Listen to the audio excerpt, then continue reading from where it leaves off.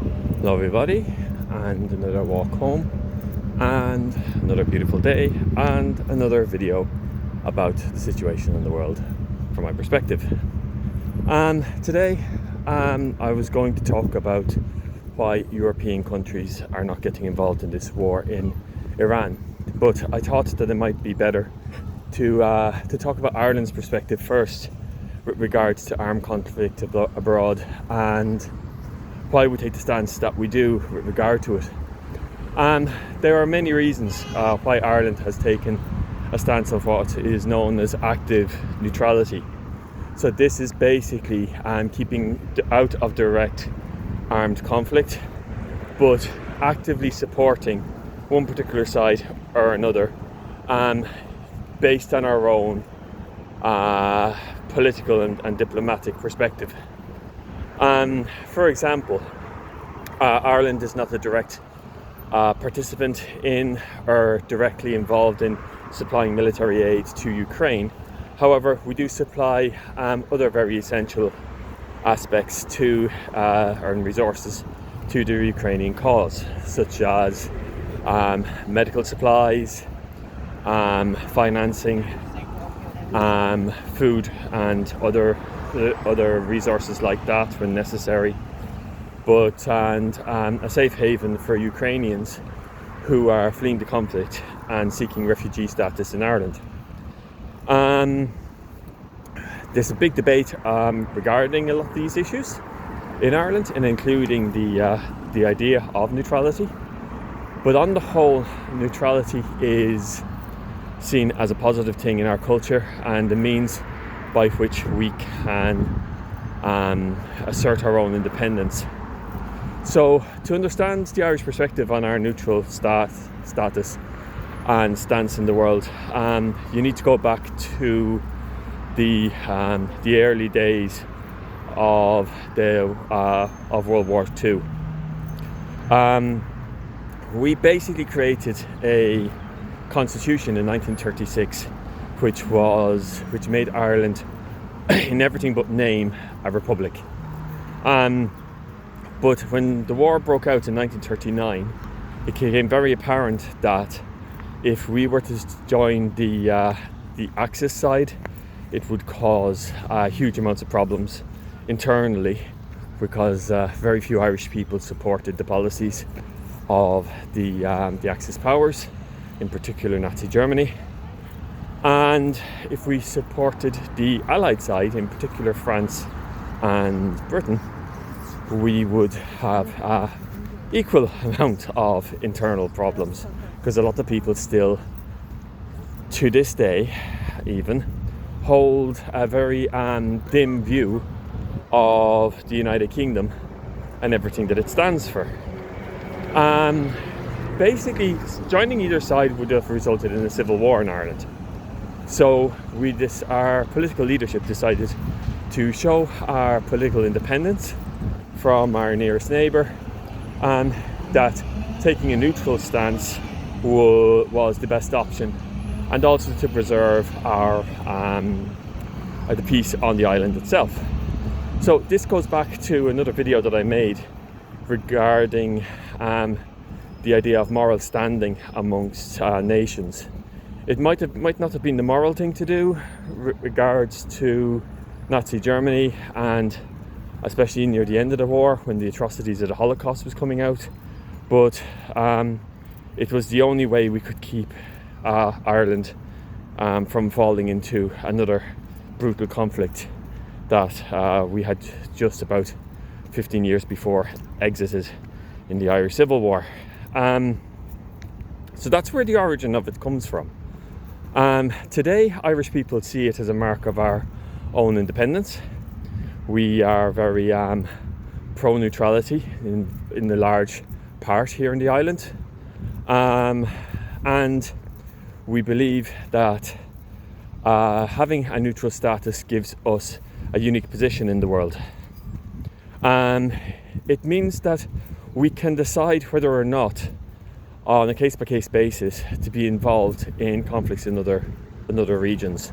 Irish soldiers have served with United Nations forces in various places in the world, such as most famously in the past the Belgian Congo, which is the Democratic Republic of the Congo today, Angola, East Timor, and of course South Lebanon, where a lot of the fighting is taking place between the Lebanese and the Israelis in this current conflict. Our soldiers have served quite honourably in these places, but we only send our soldiers to UN missions once it has passed what's called a triple lock. So the government has to approve, then the Irish Parliament on Dáil Éireann has to approve, and then it has to be approved by the United Nations. Not necessarily in that order, but you have to have the 3 approvals in order for the army to be deployed. So we have a very strong say in where our soldiers go and where they end up. The second thing, other than having our own independence, is the fact that it allows us flexibility when it comes to our diplomatic affairs. Ireland tries to be a friendly nation to as many nations as we can. Of course, we can't be friends with everybody, but we try to befriend as many as possible. And our neutral status means that we are respected more than others, especially also by countries that have suffered the evils of colonisation in the past, like we have. This allows us to engage very heavily in diplomacy, in foreign aid, and in trying to bring sides back together after a vicious conflict erupts. The third element to this is the fact that the armed forces are not really high priority for the Irish and the Irish government. Yes, we have great respect for our soldiers and we treat them quite well. Well, I try to treat them quite well anyway. It's considered a very honourable profession in Ireland, but unfortunately it's not as funded as well as it could, and it's not as it's not a high priority when it comes to budgets and things like that from the Irish government. This means that we don't really have that many soldiers, to be quite honest. The Irish Armed Forces in total numbers about 100,000 individuals, and this includes our Navy, our Air Force, and our regular Army. We have got a very, very good Special Forces division in the Irish Rangers, which often win competitions against other Special Force units across the world. But the Irish are kind of more specialised towards that sort of warfare rather than full-scale military engagements. In particular, since the ending of the Troubles, civil conflict in Northern Ireland, where our special forces were quite useful in being involved in that. So to make a long story short, there's not really much we could contribute. But we're not really in a geographical position anymore that would be considered essential. All the countries that surround Ireland are our nearest neighbours, are our allies and friends, and in fact we rely on some of them for our own external defence, in particular the United Kingdom, which is, by the way, one of the reasons why the whole idea of neutrality is being debated in Ireland, that maybe we should kind of rely on our own defence. But with a population in the Republic of Ireland of just shy of 5.5 million, it's not like we have very many people that we can actually deploy. So how does this relate to our stance with both Ukraine and with the current conflict in Iran? Well, it means that we're kind of more or less out of both conflicts. We do, as I mentioned before, we do support the Ukrainians in other ways. but it means that we don't get kind of dragged into wars started by great powers or started by organisations largely controlled by the great powers. This includes NATO, which we're not a part of. Will this change in the future? Who knows? As I said, the debate is raging in Ireland at the moment with regards to it. A lot of people taking sides on one side or the other. But for it to actually change, there will probably have to be a referendum across the whole of the Irish Republic. And with neutrality being seen as a key part of our national identity, it's very unlikely that it would pass. Not to say never, but it's very unlikely that it would pass at the moment. So that is our stance with regards to neutrality. Now, how does this practically work out?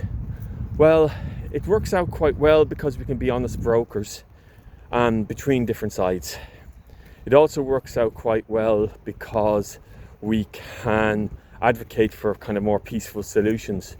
One organisation that we are a part of, the European Union, we often advocate for less military involvement and less military, direct military spending within the EU, up to the point that the Ukrainian war broke out. Like, for good or for bad, we kind of believe that less guns are better than more guns. Also, it means that, for example, our politicians can go to other countries and debate the merits of peaceful coexistence. You can just see a comparison between how the Taoiseach was treated in the Oval Office when he met President Donald Trump there last Tuesday for St. Patrick's Day, and how the Japanese Prime Minister was treated when she met him a few days later. With Trump, it was all cordial, quite respectful, and our Prime Minister was able to give a few candid points to Donald Trump with regards to various things that are going on in America that we would agree in Ireland are on the worrying side. Whereas the Japanese Prime Minister was basically insulted, despite the fact that Japan is a military ally of the United States, and the fact that Japan had also, just a few hours before, agreed to send military personnel and units to the Gulf states to help prevent any more damage to the shipping routes going through the Straits of Hormuz. So, to make a long story short, anyway, because this video is going on a bit longer than I would have expected, the Irish have a very unique position on neutrality, intermingled with our own political identity, our own national identity. Doesn't mean to say that we are completely divorced from international conflicts, because we do get involved in our own ways, but it allows us more flexibility, it allows us more control, and it allows us to have a greater say in how our military is deployed and used. For good or for bad, that's the way the situation is.